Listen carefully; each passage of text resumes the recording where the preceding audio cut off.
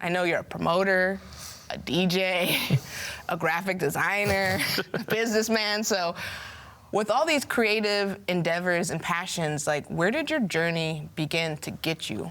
Ooh, so my journey began with DJing. Like DJing is the catalyst for everything, and like when I fell in love with that, like I fell in love with it way before I got into it. So I fell in love with it during the 90s when I saw the movie Juice. Favorite movie. And like I rediscovered it when I was in college, and yeah, from there everything just kind of went up. Flowed through. Yeah. And did you have any like mentors or anybody from your past that kind of helped boost you to get into the creative pathways? For DJing, no. I kind of like locked myself in my room and just kind of like labbed out for like 8 months straight. It just like kind of, but once I came out of my room after that 8 months, I just was like telling everybody, hey, I DJ, hey, I DJ, hey, I DJ. Yeah. And just was waiting for that first opportunity and then like ran from there. But I've definitely had great mentors throughout my career. Who were some? Like, did they help you like artistically? Business-wise, Kevin Johnson's like my like mentor, somebody I talk to like every day really, and just seeing the business side of the game and like just like that encouragement, or don't fall for these things that I fell for when I was your age, and like, or look out for this, or this is like, there's a broader perspective here that you could look at this from, and kind of having that like ace in the hole kind of helps me out a lot. Yeah. Even to this day. No, I agree. Mentors are very important. Yeah, for sure. So within your DJ career, what type of music do you play or produce for folks who've never heard? All right, so I'm hip hop first. Happy 50 years of hip hop. But I play everything. So I go hip hop, R&B, Afro beats, reggae, dance hall, Latin music, little soft classic rock, like whatever you need me to do, I can do it, just because that's what my experiences have led me to do. Yeah, and what did you think it comes at a strength to be able to flow within those varieties as a DJ? Yeah, the more tools you have in your toolbox, the more possibilities you have for work. Yeah. And so I opened for like Pat Benatar.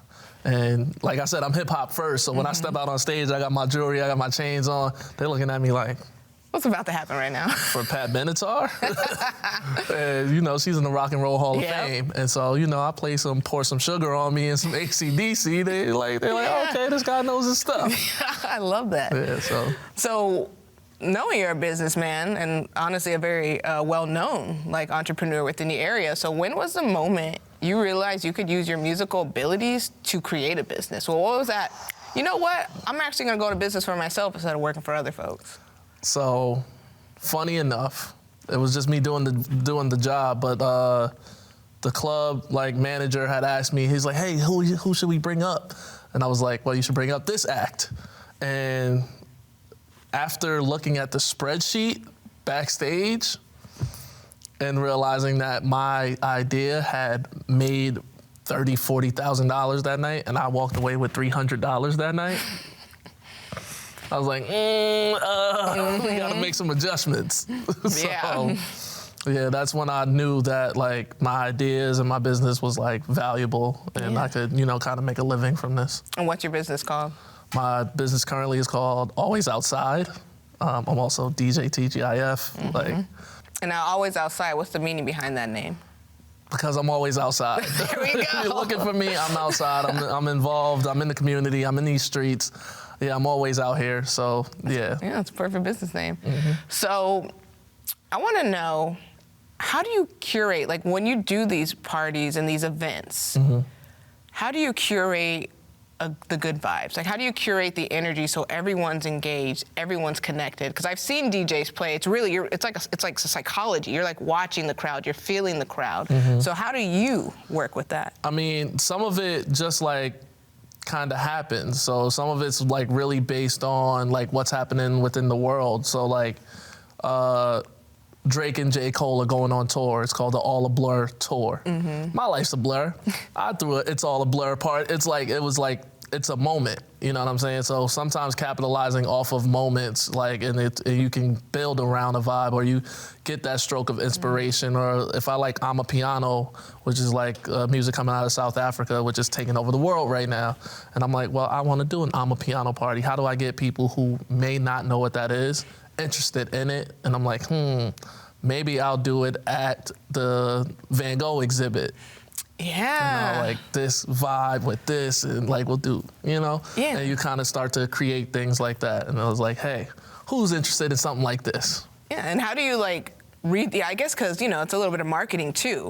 And you got to change like kind of behaviors of people, you know, because, you know, they may not always go to that type of vibe at, like, let's say, a more African-centric place, but having it at the Van Gogh kind of opens it up to a variety of audiences. Is that something that's really important within your work? Yeah, absolutely. It's just, like I said, the more tools you have in your toolbox, the more people you can draw in, the better chances you have of success. And, like, something like the Van Gogh exhibit is, like, I'm looking around at this visual experience while I'm having this audio experience, and then, like, I'm interacting with people. And so you're trying to hit multiple levels of, you know, engagement. Yeah.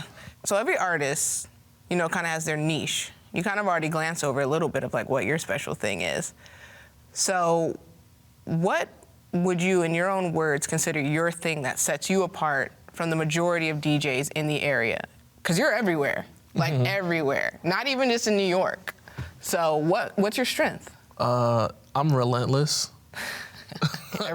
Always outside? I'm relentless. I'm always there. I'm always at the top of mind. That's why I'm always outside, because if you're looking for someone to hire you for something, or when people think of your industry, you want you to come to mind first. And so how you come to mind first? Be outside. Yeah. Be in people's faces. Say, hey, what's up? How you been? What's up?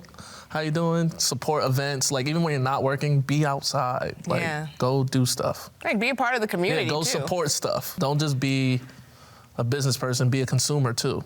Yes, and people see that. People see, like, oh, you know, DJ TJF, he's not just here to just try to sell something. He's actually engaged. He's actually authentically here and wanting to be here and party with us and everything like that. So, and I want just to have the audience know, what was your promise to yourself? You said you're going to do this for 20 years or 10 years in a row that you promised yourself as a youngin'?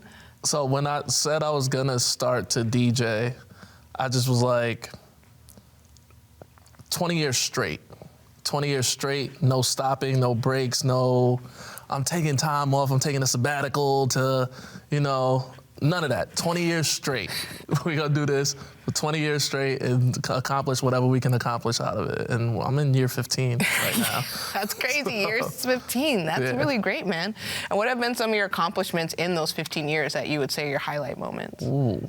I mean, everything's a highlight, but like this year I made 40 Under 40 Albany Business Review. Congrats. And so like to be, you know, put on the same list with like captains of industry, like it's like CEO, CFO, president, chair, this, DJ TGIF. I'm like, yeah. Yo, let's get it. So to be recognized for the work that I've, you know, done and continue to do, like, on that stage is kind of crazy. Yeah, that really is. And didn't you get something from Congress or something from the government as well? Yeah, shout out Paul Tongo. He came and gave me my certificate during Black History Month. It was for my contributions to the community. So I got like a congressional award, like, come on. Yeah, that's amazing. Like, that's insane.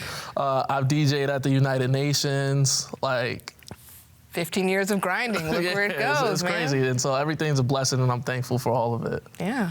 I want to talk more about, a little bit about the local music scene, because I know you're everywhere, but I want to know about local. For sure. When it comes to the local music scene, knowing you're so involved, what are some issues that you see that you think could be fixed? Because there's so many amazing musicians in in like Albany, Schenectady, Troy, Saratoga, but it seems like people have a hard time climbing out. It's infrastructure, and since there isn't any, like, a lot of people leave to go to cities where there is infrastructure already in place. But I think the biggest value that someone could bring as an artist or a promoter or as a concert organizer or whatever is building the infrastructure.